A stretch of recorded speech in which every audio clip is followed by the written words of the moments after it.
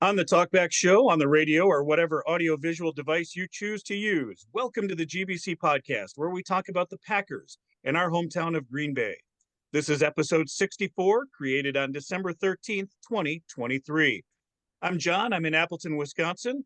Along with me, Jeff in Minnesota, Neil on the East Coast, and our guest, Matt Freilich of Pack-A-Day Podcast. He's in Green Bay. Say hello, gentlemen, and tell us what you're drinking. Hello, gentlemen. I'm drinking lump of coal. 'Tis the season, and it was the game.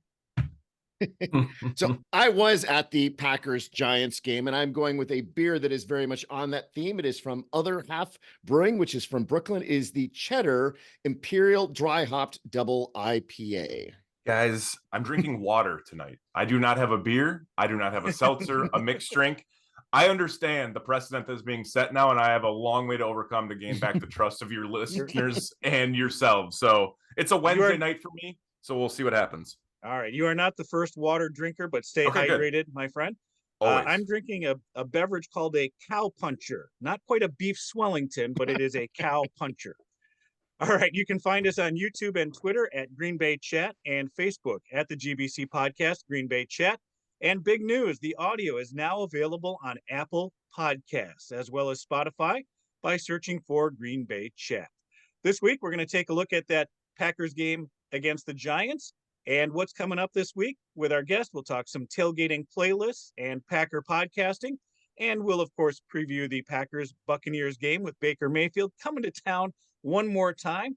But first things first, gentlemen, taking a look at this game at MetLife Stadium, I have just one question for the three of you. What the fuck? It's a good question. The good news is that we can't just single out one portion of the team, right? We can blame the offense, we can blame the defense, we can blame the special teams. Every single part of our team played a role. And let's not forget about the coaching as well. Nasty.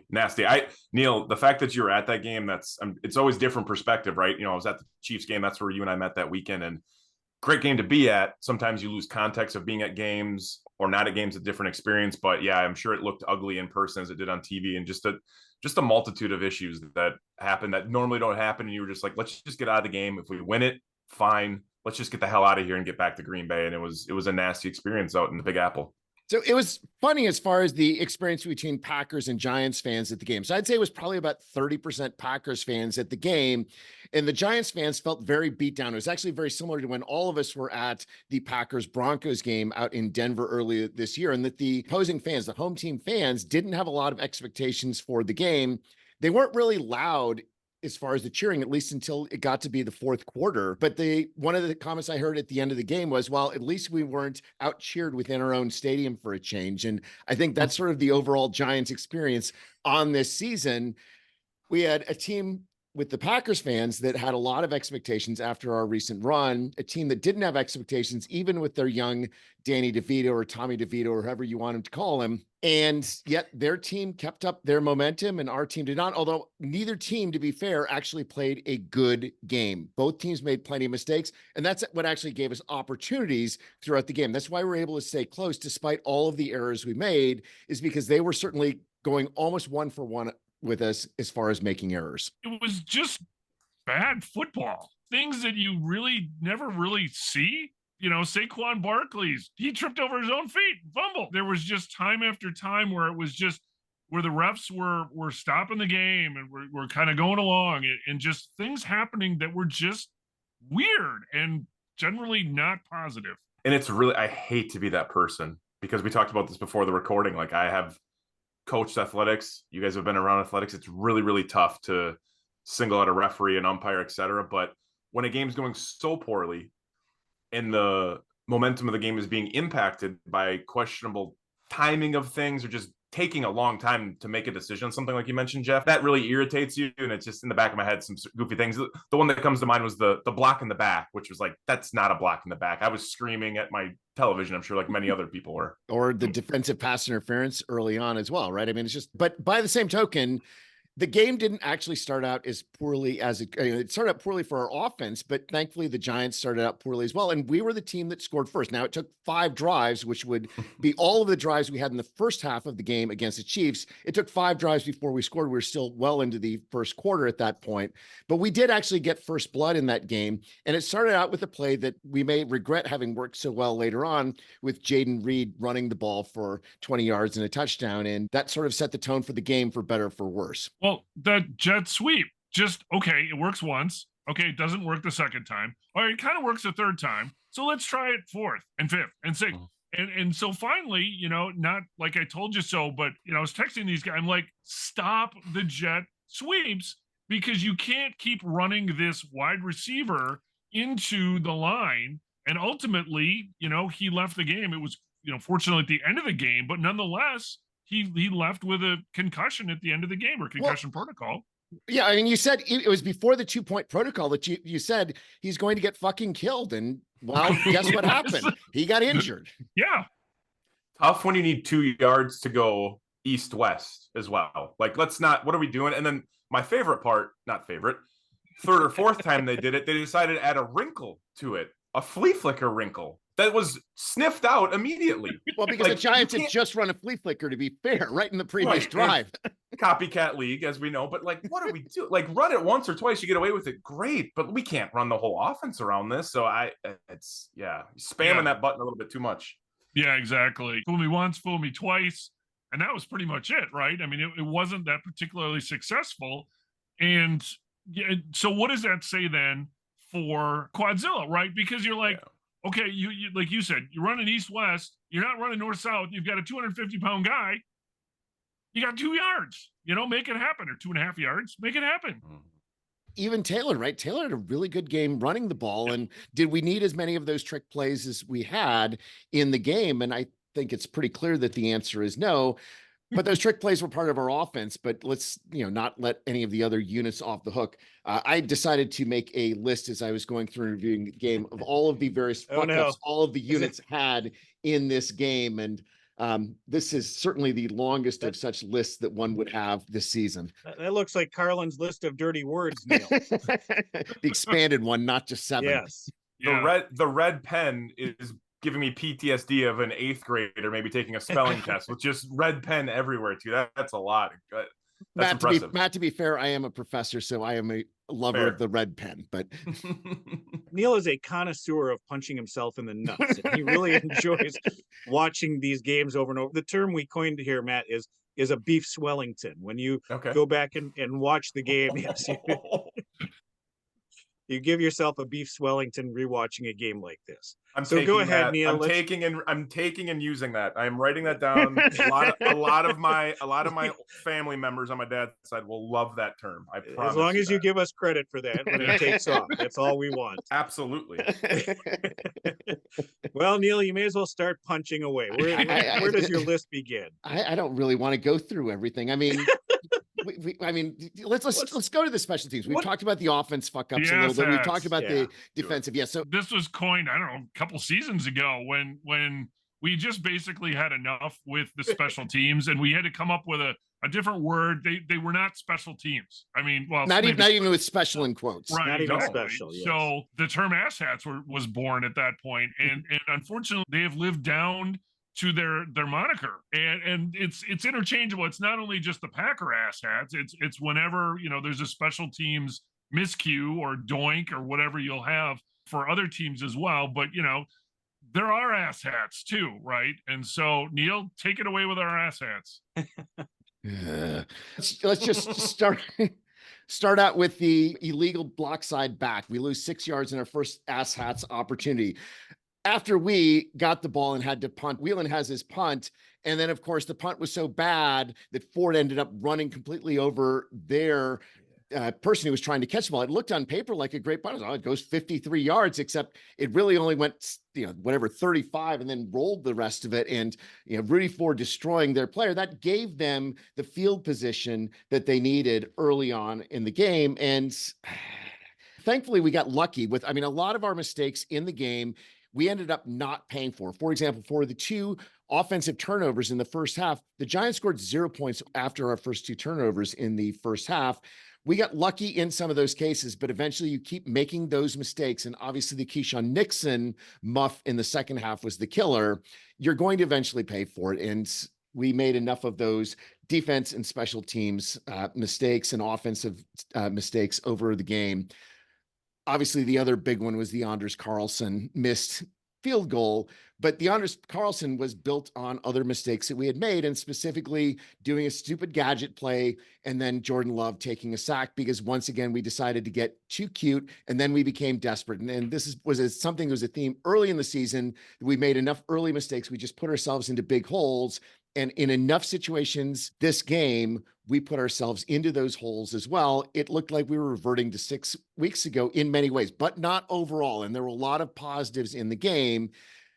It's just hard to really focus on those positives when it's just, you're constantly being beaten by, well, all of these negatives. Yeah. So really the only thing the asshats didn't do was have an extra point missed or blocked. They would have run the table at that point. Neil, I don't know if you were a part of the conversation at Badger State Brewing, but I had asked Andy, isn't it nice that the end of a game now, we don't necessarily have special teams under a microscope? Well, oops, it was you. It was I mean, holy cow. Like I literally thought about that halfway through the game. I'm like, man, it's not out the window yet, but boy, like, and they keep bringing it up, right? All the penalties we have on special teams throughout the broadcast. It's like, wow, this is not as good as we think it was for the last 13 weeks. Like, it's crazy. So I don't know. Let's just go to it, right? The Packers special teams, the Packers asshats are 28th by DVOA. I think we've watched enough games. We know that, yeah, this is not because DVOA does something weird. It's, yeah, that matches the eye test as far as how our special teams are playing. There is, the biggest positive of our special teams as well. Keyshawn Nixon leads the NFL in kickoff return yards, but when he's basically picking them all 5, 6, 7 yards deep. And yes, he's adding a lot of total yards because the NFL counts it from 5 yards deep, but it's not like we're getting great field position consistently off the kickoffs when we return it. Yeah, there is a strategic play there, right? Like maybe just, I don't know, let it go throughout the end zone like everyone else does. Or there's the new rule, which I know a lot of people aren't liking. You can fair catch that certain frame. So it's like,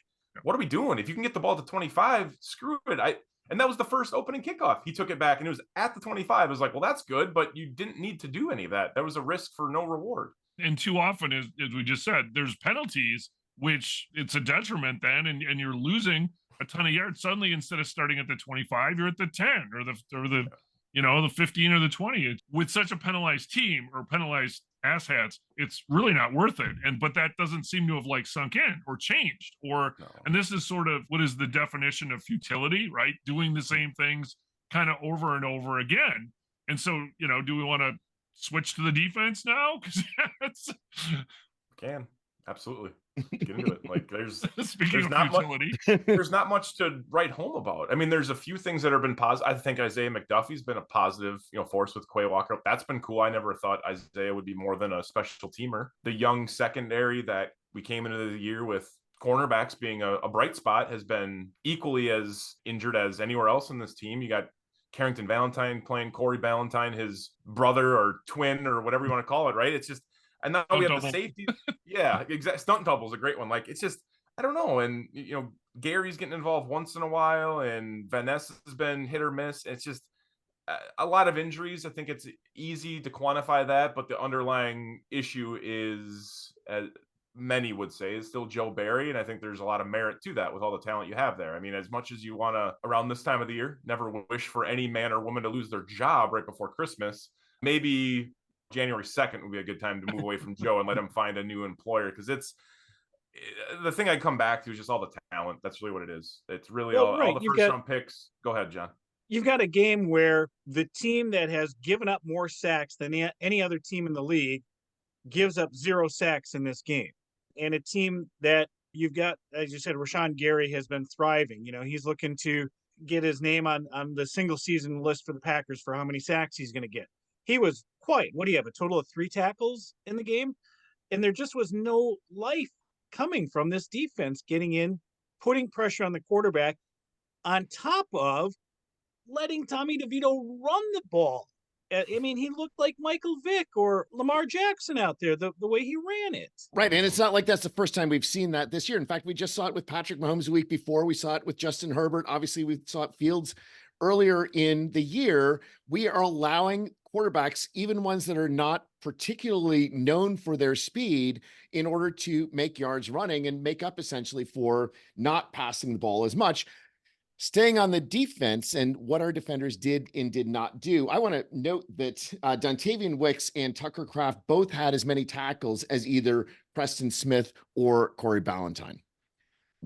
Partly that's that they didn't have a lot of plays, but still, our offensive players should not be in the tackling leaderboard along with players who are starters on that defense. I think the only positive thing that we can say is at least our defense started out not terrible. We actually only allowed 28 yards and 2 first downs in the first quarter. So that's why we ended up being able to go ahead 7-0, but it did not continue on that first quarter pace. And the 2 of 4 passing for 3 yards that Tommy DeVito had in the first quarter definitely was not something that continued. And Tommy DeVito being named the offensive player of the week, I think, is really the punch in the nuts of this entire situation.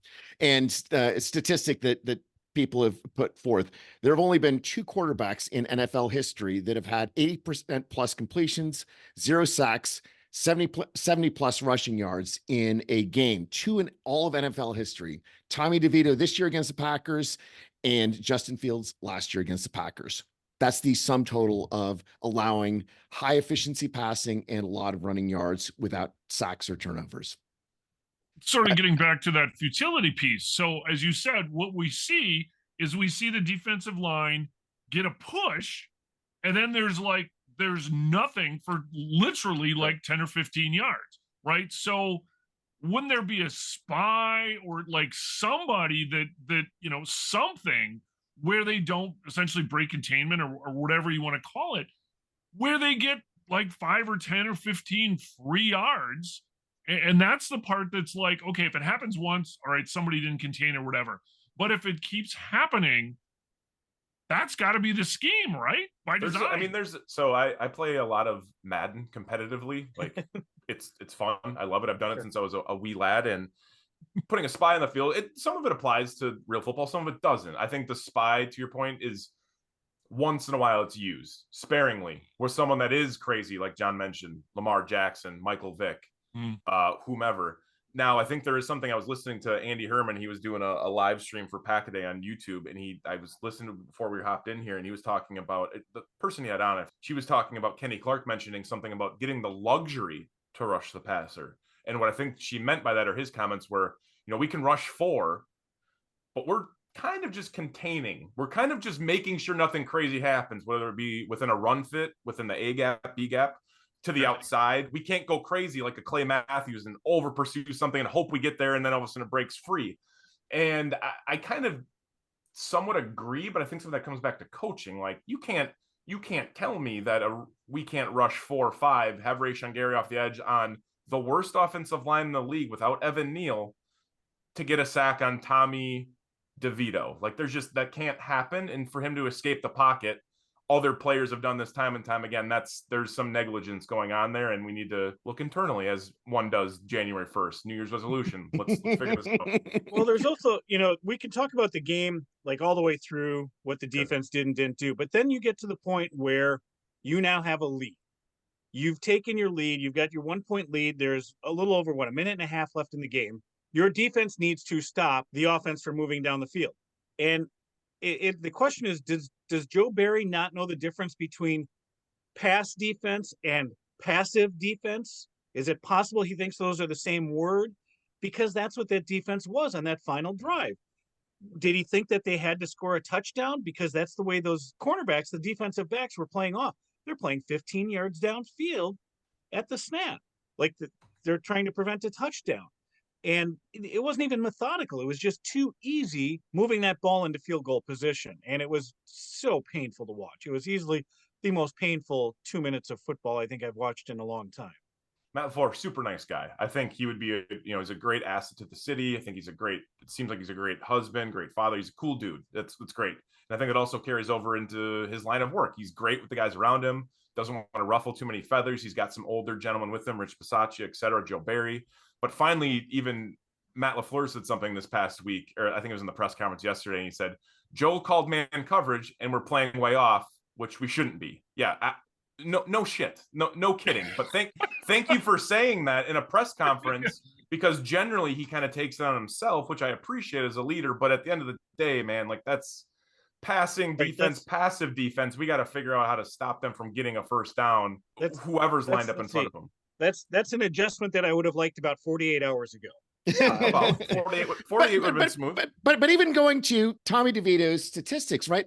Going into that final drive, he only had 105 passing yards. On that final drive, 4 of 4, 453 yards. He got a third of his passing yards in the game on that last drive, when he only essentially passed it down to the 20-yard line or so, and then they just ran out the clock essentially. But a third of his passing yards were with a minute 33 left on the clock or less. I would think you'd want to play some press coverage, right?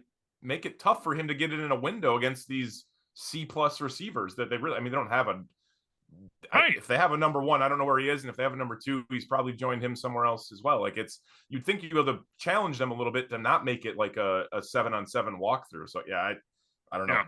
Yeah. And that's exactly what it looked like. And I mean, even had Joe Buck and Troy Aikman, if they're calling it out, I mean, it was just like, it was embarrassing. It was just like, how can this be happening when everybody in the building knows that they need a field goal to try to win?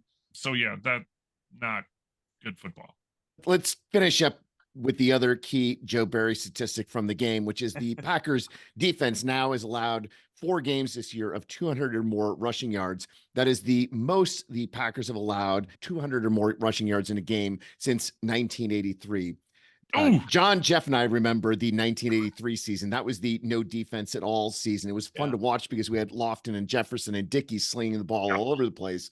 But the Packers allowed 6 200-plus yard rushing games back in 83. But that's our precedent. And if the precedent goes back to when we were kids, that's a bad precedent for the Packers. Yes, almost. Yeah, no matter, really, with no exception. I mean, if you're bringing up 70s and 80s teams where we're starting to hit those marks, that's not a positive thing at all. I don't know about you guys, and I know this isn't our full-time, unfortunately, job isn't to observe the Green Bay Packers or watch NFL football, but I like to quantify it towards like business stuff. That's sometimes a good way because we all work in lines of work, and I think there's an institutional problem with the run defense. It's really not Joe Barry's fault.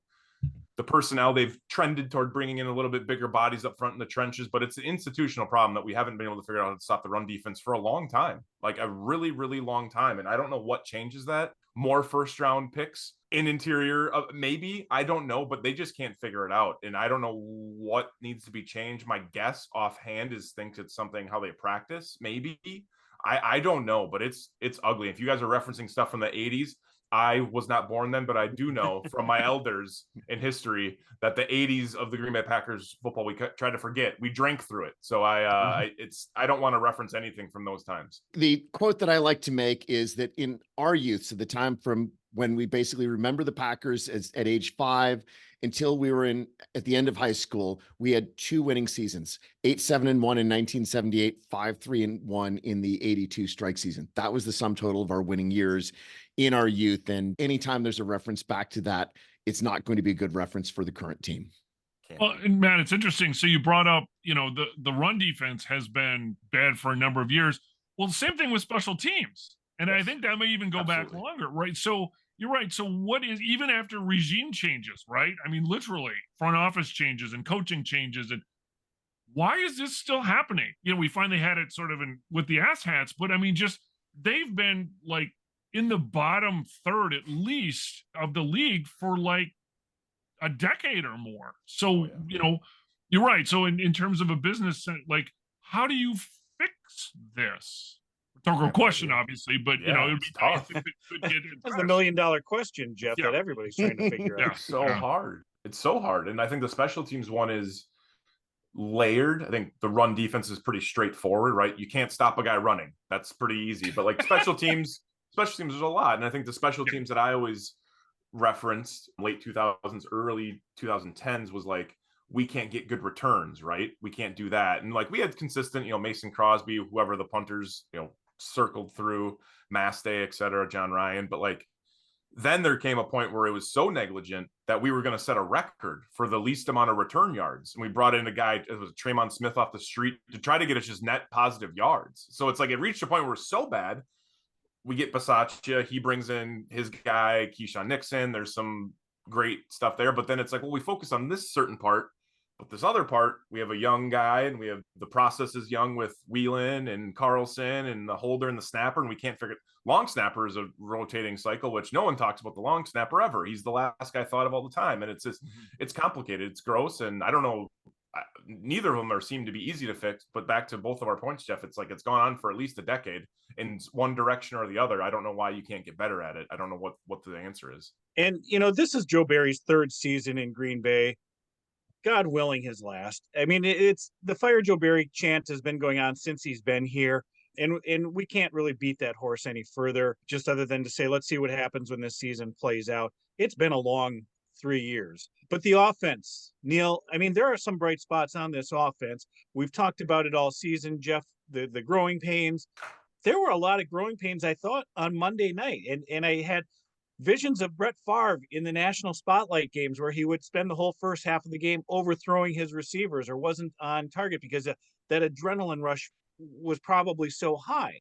And I kind of felt the same thing about Jordan Love on Monday night, that he just wasn't hitting his targets, but he got better as the game went on. Kind of the ongoing theme of the season, Neil, is it gets better as it goes on. John, I think your analogy is completely correct there as far as Brett Favre and just sort of adjusting to the game and adjusting to the adrenaline. I also was not a big fan of Jordan Love going sleeveless. I'm generally not a fan of players going sleeveless, and it was cold. I think I had 8 layers on at MetLife Stadium, and it felt colder than the predicted weather was going to be. I'd like my players to be nice and comfortable so they can focus on what they need to do rather than focusing on how manly they are showing off, their skin. But yeah, I mean, obviously Love missed a lot of passes early in the game, and that didn't help us. Although some of them, it's not entirely clear whether it was, did Wicks, I still don't think our receivers know all of their routes perfectly. And, there's certainly a mixture of Love and those receivers, but, we did move the ball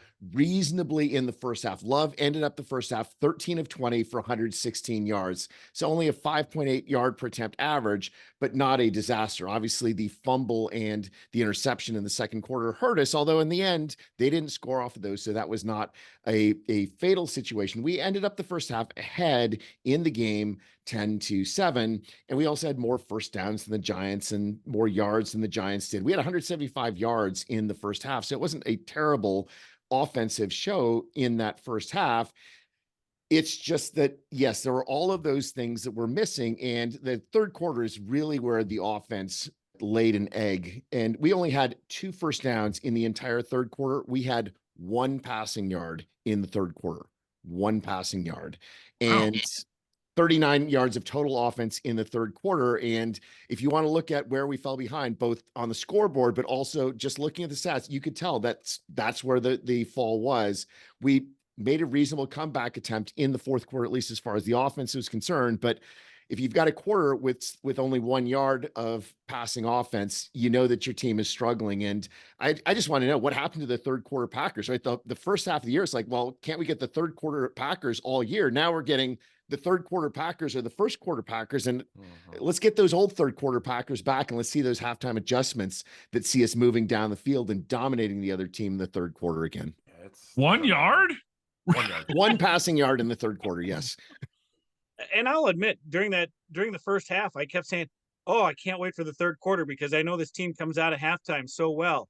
And boy, was that third quarter a letdown. Yeah, 1 yard? 1 yard. I appreciate you finding that, Neil. Like I don't get as granular in the box score as I probably should, but that's nuts. 1 yard is 1 yard. Yes, Jeff, 1 yard. How is that possible? Man, it's difficult. I think there's a lot to unpack from everyone, what they're saying. I think I love the fact that, Neil, you being a professor, talking about, hey, let's not worry about you being manly, or let's approach this from an intelligence standpoint. Let's just wear some Under Armour. Like, why do you guys, especially a quarterback, like, you're not Kenny Clark, you're not Gilbert Brown, you're not trying to be a nasty guy in the trenches. You're trying to focus on getting the ball out of your hand. And to John's point, man, there were some throws that were stupid. I think the one that I remember most was, I think it was a leak out of the backfield on a 3rd down from AJ Dillon. And he kind of threw it like up and over his shoulder to try to lead him to the sideline. I'm like, well, wouldn't it make more sense? I'm an idiot, but hit him in the waistline so he can at least turn and make a move either way. Now I understand that fast guy's going to be able to break on you quicker and you're not going to have that opportunity to decide, but I know for a fact catching it up here is not as easy as maybe to have him turn. So there was just stuff like that was pissing me off. And it's like, you're missing by a couple feet. And that's nothing when it comes to golf or horseshoes, but a couple of feet is like, we got to be able to, and AJ Dillon, we're not throwing it to Devontae Adams, a guy with a huge catch radius, or Dontavian Wicks, who I'm excited to see develop. But like, man, you can't be throwing a guy like that when he's just trying to get a couple yards. So there's a lot of things going on there. And the route tree thing is, there's some progress. I was fortunate enough to go to a couple training camps this year.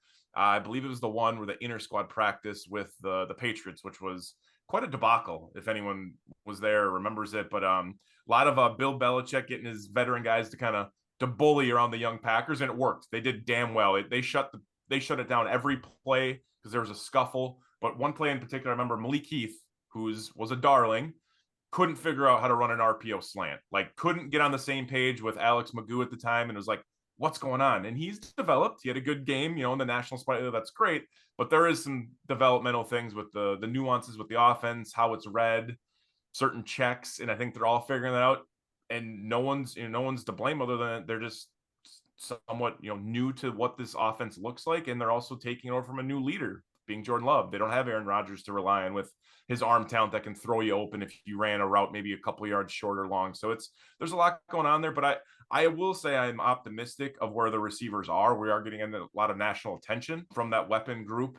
It's fun. It's great. I wish our boy 33 Aaron Jones was there to kind of reap some of the benefit of these production. And there's a whole saga between McCarthy area to the LaFleur era that seems like maybe it's not completely their fault. There are times where he goes out of the stat sheet and out of the snap count, mostly injury related. But at the end of the day, I'm excited where the receivers are. They've made opportunities, right? Tucker Kraft even made an opportunity, some big plays with his opportunities now with Musgrave down. So we'll see what happens, but there's a young team and it sucks. And I hate to say that and use that, but it's kind of where we're at. Well, I mean, Tucker Kraft, I think, is one of the, so it really does suck that Luke Musgrave is injured, but Tucker Kraft is fully taking advantage of that space. And now what I really want to see is I want to see Kraft and Musgrave on the field at the same time. And well, that may not happen until next season. The opportunities that Kraft has had to demonstrate his abilities and just his absolute fearlessness. He is just not going to back down for anyone when he's got that football. He's just going to run you over and he doesn't care. And I love seeing that from Tucker Kraft. He was our leading receiver with 64 yards. Overall, though, our receiver group, it definitely showed that lack of experience and that lack of Christian Watson. And I don't think that can be underestimated, the role that our best receiver was not on the field. But our receivers overall had 17 receptions for only 107 yards on 29 targets, 3.7 receiving yards per target for our wide receivers. It's going to be a tough game when that's the way it goes, but that was a lot scheming as well. And just all of the really short throws to Jaden Reed certainly didn't help that situation. Yeah, it was like when Love started having problems or issues throwing it down the field, they went to sort of the Bears check down or whatever you want to call it, right? And so they're throwing it.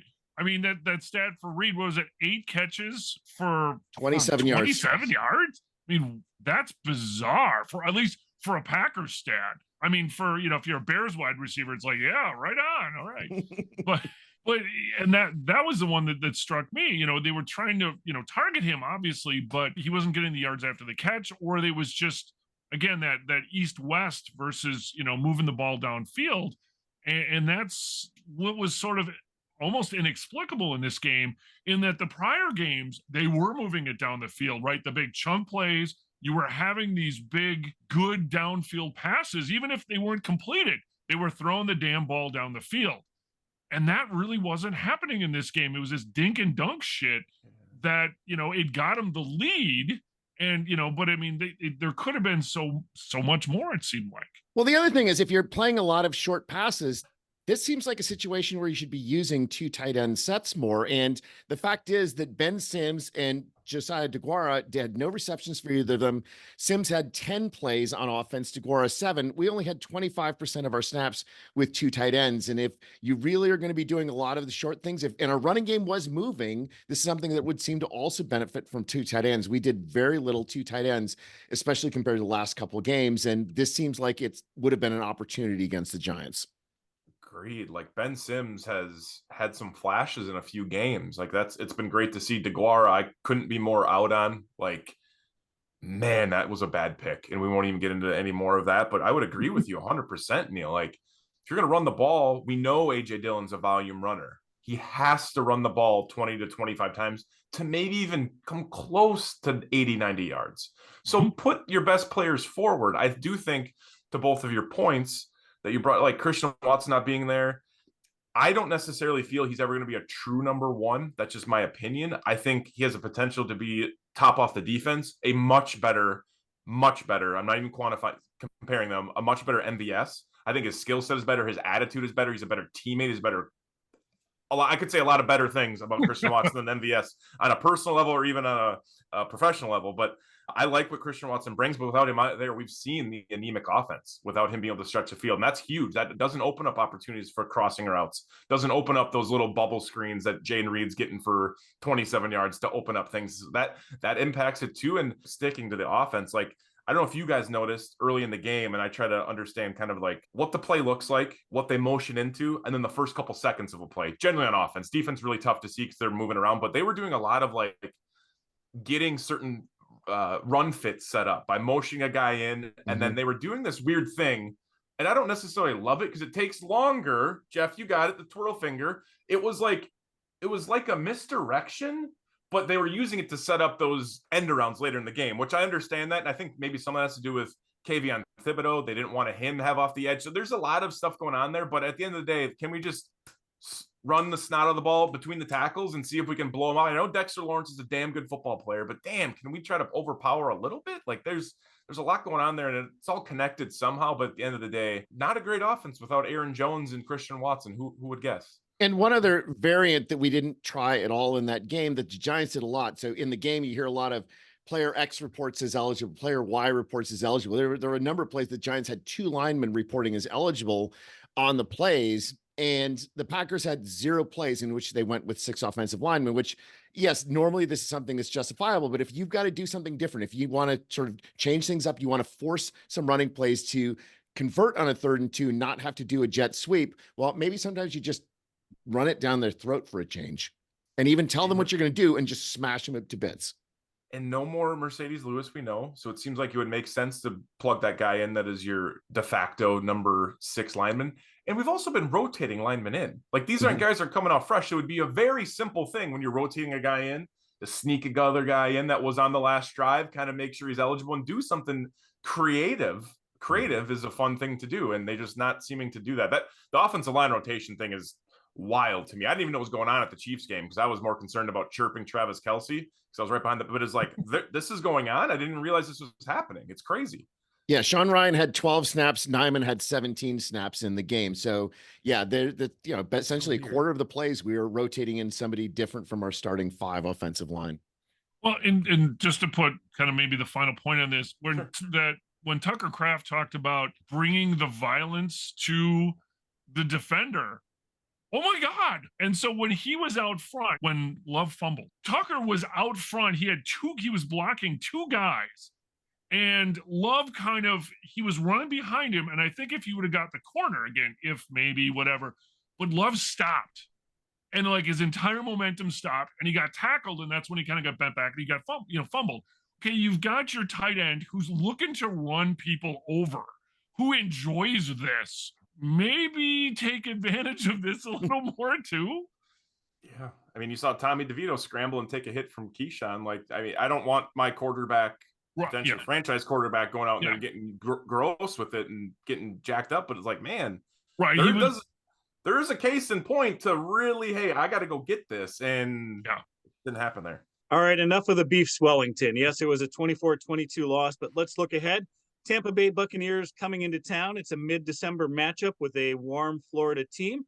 And before the game happens, what do we do, Neil? We tailgate. And let's get ready to tailgate Matt, you do some music for tailgating. Tell us about what is your game day like? Where do you hang out, and what do you do on a home game?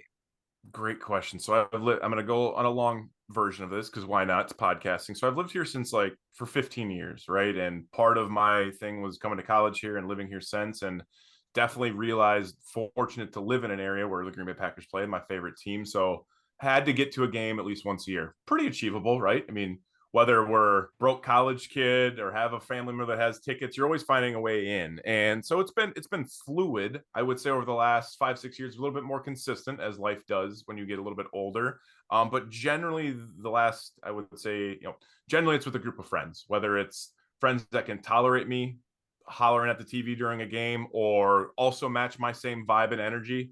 Kids have came along. So we have young kids that maybe will watch the game or don't. So they have to be occupied, wives, etc. So you have to be conscious of that. But generally, it's either at the stadium watching or at a home. I don't say refuse to watch a game out in a bar, but it's really difficult for me for a multitude of reasons, which I won't. It's difficult. It's a lot more comfort in either of those spaces. So over the last couple of years, though, definitely have gone out of my way more and more to when I have family members, coworkers, friends coming to town, like I did for the Chiefs game, making sure my home or wherever I'm staying at the time is like ready for people to go. So it's very fluid based off of that. If people are coming to town, I want to make sure they're having a good day. I know where the best spot to park is, best way to navigate through here. Oh, we don't want to park on this side of the stadium. It's a longer walk. Here's where we tailgate. Kind of just, give people the resources they need. So I try to adhere to that. If there's people not coming to town for the game, which there always are later and later and later, a noon game, I try to be a productive adult in the morning. And then by about 10:30, 11 o'clock, make sure those fantasy rosters are set, start freaking out more, throw the jersey on, and then we rock and roll. But generally, to your point though, John, like food, beverages, and music is a big part of it. Music to me is, it brings people together. I think I found my passion for music when I was, maybe a little bit younger with my brothers, but definitely when I got into my college years, I think you just open up your perspective to more and more and sharing music and passions and different arts. And with the software we have now, I know Jeff leans on more of the physical copies. Jeff, I appreciate the physical copies. I also have brothers who are super as they do, now a little bit hipster getting into the vinyls, which I think there's time and place for everything. All of it. You can't bring a record player. Maybe John's tried it. You could bring it. I'm not bringing any vinyl on game day. Okay. You could. And I was going to say, if you've done it, I would be impressed. But my thing is like, I like to start, and I had a playlist for maybe the first half of the season with a couple songs. And when I say couple, truly like 8 or 9 songs, I'd play them as I was getting kind of ready for the day, play them in the back, or maybe on repeat 4 or 5 times. But I just know from making a playlist, set it, forget it. It's great. It's, I like to control a lot of things, a little bit of a type A, and like, if I can control the music and I make the time ahead of time and it's good, and I know the playlist is great and I get some people to collaborate on it, it's amazing. So that's when I met Neil that week leading up to the Kansas City Chiefs game. I had a bunch of friends coming to town from Philadelphia. That friend's been to about 60 Packer games in his life. We had another friend coming from Omaha who drove all the way. Shout out to him. I don't know how he did that. Got his butt up here. We had a friend that they all knew from their swimming careers. They coach swimming at the collegiate level, and this was his first time in Lambeau Field. So we had to show him a great day. He's a Chiefs fan. So it was like, you know what? I have the time. We're going to make sure this is a great day. I had another friend of mine that lives here. We're setting it up. So like, we got to get the playlist right. The playlist is super important, John. So I was going through, and I do a lot of, I'm going to bring you guys a new term. I do a lot of toilet tinkering, fantasy football, messaging on email, whatever. And I was like, I can start making a playlist. And I start making a playlist, and I found a couple of them that are out there, adding it to my Apple playlist. And then it kind of just grew. I found a software actually too, because I threw it out into Twitter and people told me the way that you can have it from Apple Music to Spotify for free. So that's a huge thing, because for a long time, 10 years ago, it seemed like Apple Music was the wave, Spotify is more. So I want to have it for everyone. That's important to me. Everyone needs to be able to listen to it, because that's without it, I'm on my own island. No one wants to listen to it. No one's going to collaborate. So it was able to achieve that. And then it's like, hey, we need a good thumbnail. What better thumbnail than the picture of Jordan Love and the boys enjoying themselves at 4th of July up in Door County with AJ Dillon's wife. The Tune-ins have a nice spot up there. If you know the Green Bay history, Tune-ins have a good situation going. And then we had a little Photoshop, took my amateur Photoshop skills. We got Vince Lombardi in the background on the playlist. So the playlist is the official playlist for the Green Bay Packers.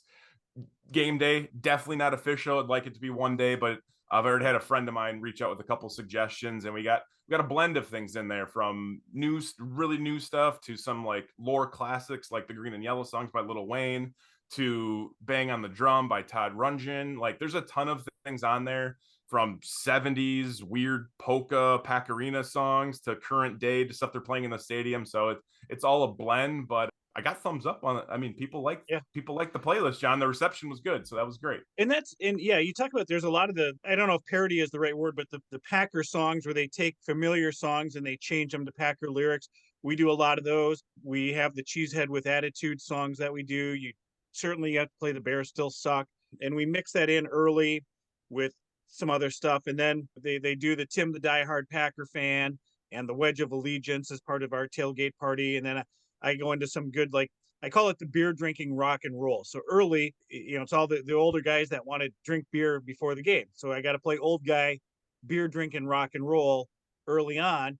And then usually about an hour and a half before kickoff, that's when the girls show up. The girls want dance music. They want the dance banger. So I've been relying a lot on my teenage daughters to get the new hits and things like that. So I've been listening to a lot of, Hits One on Sirius XM. We listen to WIXX certainly, but our big playlist, the Kansas City game, Neil.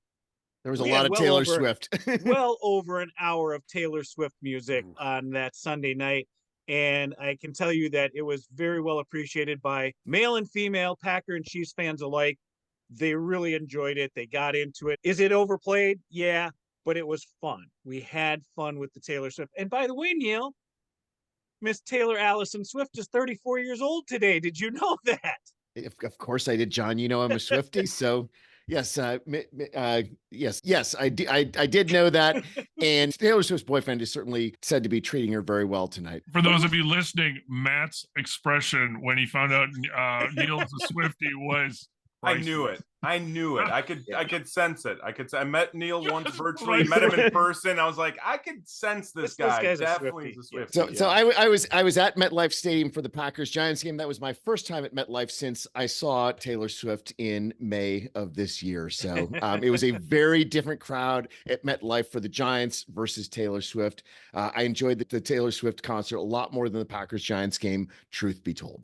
All right, Matt, you mentioned Bang the Drum All Day, the Todd Rundgren song. It's the touchdown song. That's definitely on your playlist. What's a go-to banger? What's a song where if everybody's just kind of moping around, you say, I'm going to jack this crowd up and I'm playing this song? What's your song? You got to play to your crowd. That's the number one thing. You got to know who you're dealing with, right? Speak to your audience. So if it's me and my 5 buddies that are all in the same demo as me, I might hit like a 2006 Rick Ross or Little John song, right? It's a bigger collective. Maybe my dad's there, some of his buddies. We got to dip into like a U2 song, like Vertigo is on there. Like you have to, I think, respect your elders, because the younger generation, there's songs we love that are 70s and 80s songs. We truly love them, but it doesn't work the same way. I can't play both versions of Green and Yellow back to back and not have my dad look at me and say, what the hell is this? Like, you have to find, but eventually you got to give us what we want, right? Maybe you find that you split the needle or thread the needle, like on Luke Combs, Beer Never Broke My Heart. That's a good one. That gets the people going. Like, that's a good beer drinking song. So it's a variety. I mean, and then you go, like you mentioned, John, you go to some of the cult classics, like The Bears Still Suck. Pacarina is one of my favorites. That's one where it's not on Spotify or Apple Music, but a little hacking on the internet. You rip the YouTube video, you get the MP3, you put it on your playlist. It's there, haha, whatever. That's great. There's one I definitely want to plug. It's called Run the Table. It's a local entity, the Wisco Kids.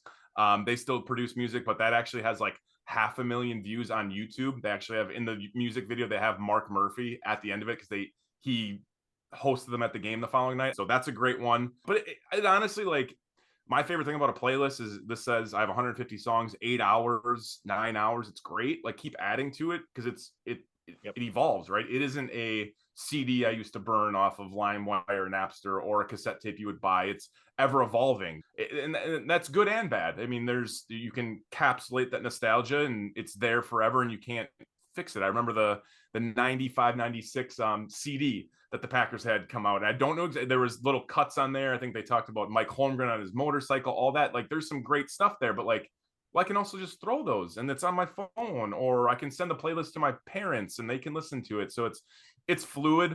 One that I got real goofy with, it was a commercial, the Coors Light commercial. Here's the football. I like football on TV, hanging with my friends. That's a 30-second one on here. Yep.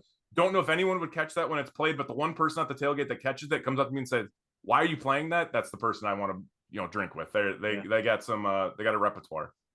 Well, and you're right. You play to the crowd, and so certainly as we get closer to the game, the songs that you are instantly recognizable, like "Kickstart My Heart" by Motley Crue, the motorcycle, right, or "Thunderstruck" by AC/DC. These are songs that, bam, they hit right away, and people are ready to go.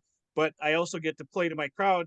So the game that I knew Jeff and Neil were going to be there for the Rams game, I went with a lot of new wave. We went with the early 80s type music that it was basically an audience of three, Jeff, Neil, and me. And, because it wasn't even that popular at the time, to be fair. Yeah. And I threw these songs on, and one song that literally only the three of us would have known, "Always Saturday" by Guadalcanal Diary, was a fun song, and it was a wink and a nod between the three of us. I don't play U2 a lot. I love U2, and I intentionally stay away from them because of that, because I don't want to get accused of playing too much of it. But I threw Desire on that day, and we had, what do we have in there, Jeff? The Cure, Depeche Mode. What else did you? Oh, it Big was country. Yeah. That Guadalcanal Diary though, that was that goes back to spring of '89. That one, right? So yep. Yeah, you had pointed that out too, but I appreciate that. But yeah, play your audience, and it's another element to the tailgate that's super enjoyable. Matt, to your point, it's different when you change it up a little bit, right? It's this kind of living, breathing thing that you can manipulate a little bit. And John, you've certainly had enough experience with knowing your audience, and even with the time and things like that. And that's what makes it fun, and just another aspect to celebrate, hanging out with your friends or hanging out with a bunch of strangers drinking beer in a parking lot, but just kind of that commonality and hanging out. Brings people together. So not only do we go to the games and we enjoy the games, but we talk about the games. And podcasting obviously has become a big thing for us over the last couple of years. But Matt, you're part of the Pack a Day podcast crew. How did you get involved with them, and how long have you been doing the podcasting? So I've been doing it for about 5-6 years. We put out like 2,000 episodes consecutively. By no means, as you gentlemen know, is it possible for a single person or a group of three to put out a podcast every day. So we have a group behind us, an ever evolving group. It's kind of had some of the same core people, 8 to 9, but people evolve, have families, take this podcasting or writing career and take it into a truly a real job. Alex Strofe is one I'd like to plug. Real good guy. He's from the Appleton. He's a pointer. Hell, geez, that's wow. The world is too small. But Alex is we've actually had him on this podcast before because Alex of that is point great. connection. Alex is great. He was on a couple things I did at one point. My parents were listening. They said, "Is that his real voice?" I said, "Well, it is his real voice. He's 19 or 20 years old, and if you don't hear this kid on the radio in the next 5 years, radio doesn't know what they're doing because this kid's very talented." So he's been on for a while. Him and I actually have some plans when he comes back to the metropolis of Denmark during Christmas. Him and I are going to get together and hang out and just chop it up. But he's doing great things. So I actually, it's kind of weird how things work. I kind of let things sometimes run their natural course. Otherwise, I force feed them. But I had went to a couple sporting events during one winter, and one friend of mine said, "Hey, you ever thought about podcasting?" "No, not really." Went to a UWGB women's basketball game. A friend of mine said, "Man, you ever thought about like getting up?" I'm like, this is weird. This happened like in a week's time. And I had done some radio in college for WGBX at Green Bay, did some television stuff there, had some internships with like radio and TV, but got out of school, was like, you know what?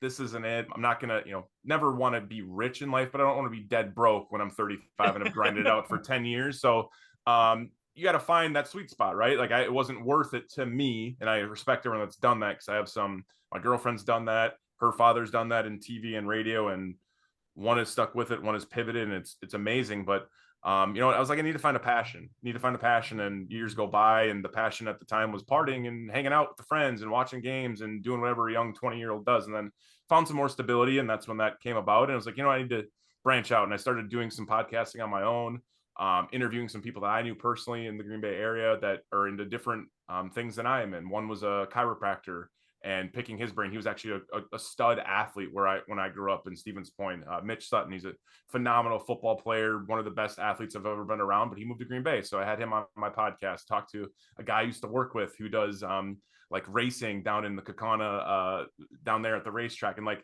then I had a friend and I, we would talk about hip hop music and just talk about what's going on with that. And we talk sports. I'd recap something fun to do during the shitty months of the winter. And then Andy put a tweet out, like, the internet works. And I had a friend DM me, said, hey, you've been doing your own podcast. Andy's looking for, and the tweet's hilarious. If you go search it on Andy's, it's basically he was looking for 2 or 3 people to help him with the podcast.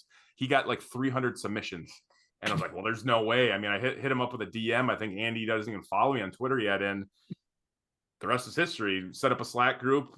Some of us made the cut. There's about 30 of us, and we were paired up into 2 or 3s and continue to go. Janelle Mackey and I, who still record today, we've been paired differently, but her and I recorded our first episode about the Green Bay Packers running backs coming into the season. And it was Aaron Jones, Jamal Williams were rookies, and Devontae Mays might have been the other one. And we recorded at Lambeau Field. Really stupid because they do tours at Lambeau Field. So halfway through the episode, here they come. And her and I are looking, she's young in college and she's looking for I'm like, I guess we just pause. We can edit later. And it was just, you learn, right? That was maybe the 3rd or 4th episode of the entire entity. And we redid it. And of course, we've polished our production a little bit here and there, but truly is some, great things when it comes to how organic it can be, free flowing. I used to be pretty ridiculous with some editing I would do on that first podcast. I would do that, my passion project, and then pack a day. And at the end of the day, let it come out. And if there's things you have to edit out because you say something that truly is, you're an asshat, or you say something that you really stumble over your words, that's fine, but let's make sure that it is organic and it is free flowing. So it's been fun, truly fortunate of it. Met some great people through there. Like, honestly, I've been able to connect with guys like you. I mean, I've been on other podcasts and I'd love to do it. It's fun because it's great. It brings us together. And I truly think that the Packers, it just has opened up my eyes to what Packers fandom is and the passion behind it, because it's incredible how many people with the internet started a podcast, started to stream something, and it's taken off. Or, you know what? Maybe it doesn't take off. And we did this for a few years.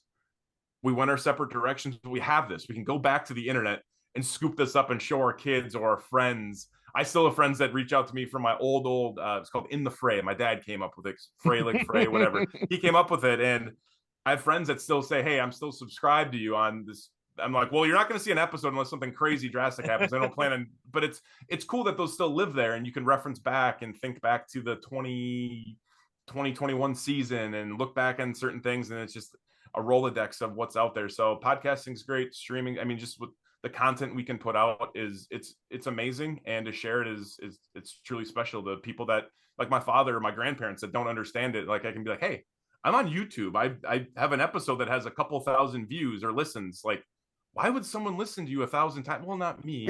Or I have X amount of followers on Twitter, and my dad says, man, that people actually give a shit enough. It's, thank you, Dad. That's great motivation. So it's fun. I love it. And honestly, I think you come to terms with it if it progresses and keeps growing large, or if it's a passion project or wherever it takes you, you're just kind of like, whatever, who gives a shit? Let's record, put it out there.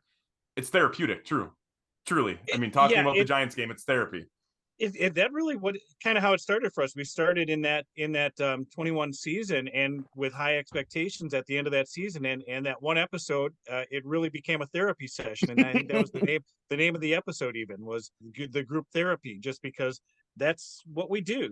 We ride those highs and we suffer together on the lows, and this is definitely a great outlet. So we enjoy it, and glad that you enjoy it. So where can people find you? That your @ is on the screen, but for those that just listening, you're on Twitter. Where else can you be found? Yeah, Twitter, you can find me at Matt_Fray_. It's at MATT_FRA_.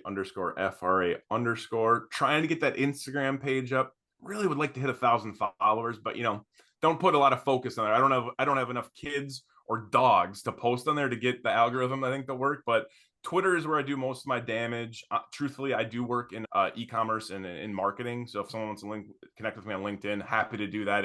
I've been trying to focus on there because I think there's a huge platform there. I actually got my last 2 jobs from there just based off of someone reaching out and taking a couple Zoom conversations. So, but truly, Packers related. Let's stay focused here on Twitter. Hit me up there. Reach out at any time.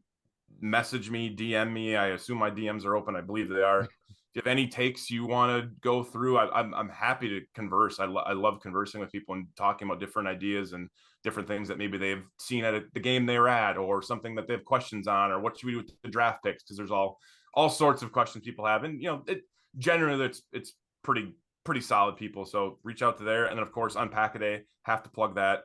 Andy Herman, he is the absolute dude. Not only is Andy an incredible work ethic, but a great person, like truly a great guy. It's tough to not want to see him win. So I appreciate that I've been able to honestly follow him along for the ride, but check out anything Andy's doing because it's great quality work. He does like the happy hours he does on Fridays for live streams at like 4:00 Central Time. He'll do like weekly pop-ups that he did one today at like Wednesday at 7:00 on YouTube. He does the Q&A like he did at the Badger State Brewery, which was an impressive turnout. Neil, if you were there about 3 minutes before it went, Andy was a little nervous. There was no one there because they didn't know where we were. And all of a sudden people just congregated. It was amazing. Packers fans flowed in, whether they knew what was going on or not. But definitely check us out, Pack-A-Day Podcast, on Twitter, YouTube, absolutely, because you get daily episodes there from the video side. And then, of course, anywhere you guys are listening to GBT chat or GBC chat, excuse me, like if you're following them already on there, just navigate to the search bar, type in Pack-A-Day, give us a subscribe, follow. We'd really appreciate that. But I always say at 2,000 episodes, if you haven't followed us or found us yet, that'd be kind of crazy. But there's a ton of Packers content out there, and I respect everyone that puts it out because it's a cool entity. And certainly one last thing we need to talk about is this game coming up on Sunday. Yes, we'll be there tailgating in Lot 1. It's a home game, and it's the Tampa Bay Buccaneers coming into town. Here's the anomaly on this game, you guys. Baker Mayfield will be the starting quarterback for the Tampa Bay Buccaneers. 2 years ago, he was in Green Bay on Christmas Day as the starting quarterback of the Cleveland Browns. Last year, on December 19th, he was in Green Bay as the starting quarterback of the Los Angeles Rams. This is his 3rd December game at Lambeau Field, starting for his 3rd different team. That is a next-gen stat if I've ever heard one. He's lost the other 2 games. Is that losing streak going to remain coming into Sunday? I think the main thing we're hoping for is a Florida team coming into Lambeau in December. We've certainly had good luck this year, and we've had good luck historically with warm weather teams coming to Lambeau when it's cold. I think that the weather, even though it wasn't Wisconsin cold in November, played a role in us beating the Rams and the Clippers in our games previously this year. I think that it does have an intimidation factor. It gets into the heads of those players. And I think that's something that's going to help us. Now, we need something to help us because these teams are actually very evenly matched. Overall, offensive yards per games, Packers 18th, Tampa Bay 23rd. Defense, it's 19th and 27th. So we're a little bit better, but neither of us is great. 2 opportunities for us. Tampa Bay's run offense in yards per game is only 29th in the NFL. So we hopefully don't have to worry about the Joe Barry defense being shredded by the Tampa Bay running game. And the Tampa Bay run defense is 10th, but the Tampa Bay passing defense is 30th in yards per game. And so we should have opportunities with our passing game against Tampa Bay. The only other minor concern is that as far as turnover ratio, Tampa Bay is +6 in turnover ratio. They're tied for 6th in the NFL. We are a somewhat better team, but we've got the home field advantage. And that home field advantage in December, hopefully, will be enough to take us over the edge. Hopefully, we take advantage of their weaknesses and they are not able to exploit ours. And the way it looks by those numbers is that we're reasonably well set up. Hopefully, those trends continue, but those numbers also look good for the Giants game. But I think the weather will make a difference. Well, you had Matt LaFleur lose his first December game as Packer head coach. So hopefully he's a little salty about that. And gets on the players. The other thing another stat, the Packers are 14-1 at home against Tampa since 1990. So that's pretty solid. Now, not all those games kind of were in December, but maybe that, that's going to increase our chances even more. John, do you have a kind of a first look forecast? Yes, it is going to be cloudy, mid-30s. Any precipitation should be ending by Saturday. So it could be another relatively mild day, just cold and overcast. And the other thing that we've got hopefully going for us is maybe we'll get some of those players back from injury. So it looks like Eric Stokes is going to be activated onto the roster. We did have some new injuries, but thankfully Jaden Reed was not a concussion. And so we have a good chance of at least having Jaden Reed back. We at least have a possibility of Christian Watson. And as much as anything, seeing some of our defenders, seeing Quay Walker in particular and Jair Alexander, I think we really missed both Quay and Jair in that game against the Giants. The results might have been different had they been there. If we can just get anything that helps us from an injury perspective, this could be the thing that really allows us to build momentum and keep momentum through the rest of the season. Neil's delivering in a great way where it gives me the Dumb and Dumber gift. So you're telling me there's a chance, but like Rachaad White, dynamic out of the backfield, that's kind of their only piece to have at the run game right now. I kind of like his skill set, kind of a scrappy guy. He's got a guy under center, Baker Mayfield, very, very gritty. You can say what you want about Baker. I like the way he plays football and whatever. And then Todd Bowles, not surprising, +6 turnover margin. Those defenses normally good. The matchups, though, I'm pretty interested. I guess the two would be the pressure they can get off the edge, whether Vita Vea, when he's been healthy against the Packers, has been pretty dominant.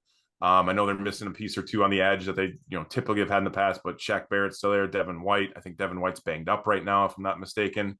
But the other one, this kind of makes me think back to the Broncos game. We had referenced that earlier in the episode when Cortland Sutton was just taking the lunch of whoever the cornerback was covering him. I'm wondering how Mike Evans, after having a pretty bad game last week just statistically, and then a Chris Godwin who's been hit or miss this year, a couple injuries, I wonder how they will attack that secondary that more than likely won't have all the starters in. So that's kind of where I would look to. I'm hoping we can hold Rachaad White to minimal yards. He's really not that productive of a player, but we've said that before, and I've had to eat those words. So we'll see what happens. But I think, like you laid it out, I'm excited to see what the game looks like. Both teams have a lot to play for. I would imagine at this point, Bucs are still in some contention for to win the South. If they're not even tied or leading, I don't even know. At 6-7, it seems crazy you could be leading a division, but nonetheless, it's the NFL, and I think both teams have a lot to play for. So it should be pretty fun. Battle of the Bays, as we say.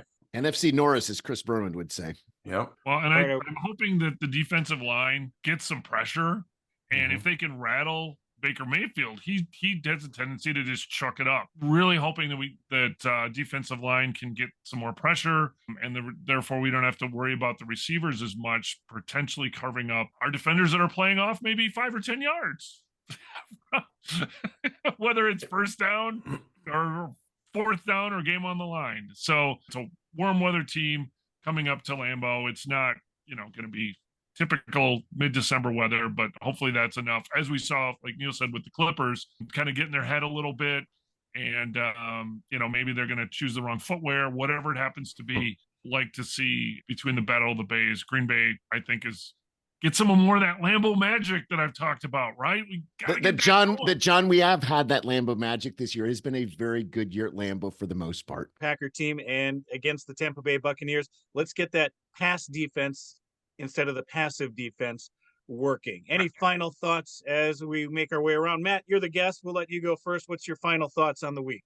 I heard a lot of people after the KC game saying potential of the Giants could be a snake bit game, travel to New York, Danny DeVito, Tommy DeVito. I had a tweet drafted up for Tommy DeFito. Had to delete that. Never saw the light of day, but there's an alternate universe where it exists. Yes, there is. What a universe that could be. So, you know what? I think they bounce back. Short week, if you will, traveling Monday, coming back home. I think it's fine. I think they get after Baker. That's kind of my guess. That offensive line was very, very damn good at a certain point. Even when Tom Brady was there, it started to fall off, and they've kind of just been really, really gashed over the years with some injuries and some guys getting a little bit too old and even not being productive. I mean, it's just not what it was. Ryan Jensen's not there anymore, or he's there, but he's injured. They got some young guys, so I think they can get after Baker. You put some pressure on Baker. He wants to play hero ball, similar to his hero in the background of both your gentlemen's screens here, Brett Favre. Let him make some throws that are not not too intelligent. I think we can win the game. So I don't have a take on the over under betting efforts, but I'm going to say the Packers definitely win this one. I'll kind of echo Matt as well. I would like to see a win again with that Lambeau magic. Hopefully, when Tampa comes up historically, or at least over the last 3 decades, they've really dominated this team in Green Bay. December at Lambeau, even if it's not snowing, not the snow globe, you know what? I think after Matt LaFleur's first December loss, like I said before, I hope he really gets on these guys. I hope we're not seeing the mistakes, the boneheaded plays, and just the bad football that took place last Monday night. They get things cleaned up. It's a noon game. Let's go, Pack. That Packers-Giants game was an unfortunate end to a really good weekend in New York City. Packers everywhere did a really good job as far as organizing events. The night before the Packers-Giants game, Sunday night, Mark Murphy showed up at Kettlefish, which is the classic Packers bar in New York City. I've been to Kettlefish for many Packers games over the years, including the 2010 NFC Championship game. It is owned by a person from Wisconsin. He always puts on a good show. It was a really raucous environment at Kettle of Fish. Everyone drinking beer and just Packers gear everywhere throughout the bar. This is a lovely place to watch a game. If you're ever in New York City on game day, go to Kettle of Fish.